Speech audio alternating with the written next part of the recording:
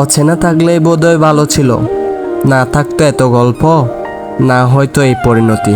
অন্তত হৃদয়ের আকাশটা ছিল শান্ত।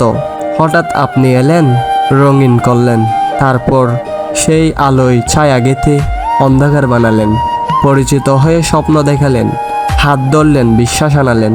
তারপর একদিন হুট করে পথ বদলালেন, পূর্ণতার গল্প শুনিয়ে শূন্যতা দিলেন, ভালোবাসার নাম করে প্রতারণা শিখালেন।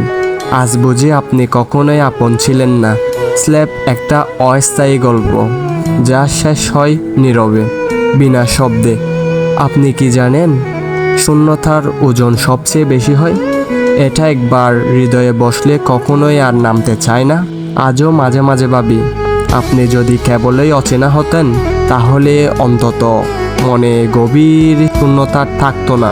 ভালো থাকতাম, হয়তো সত্যি ভালো থাকতাম।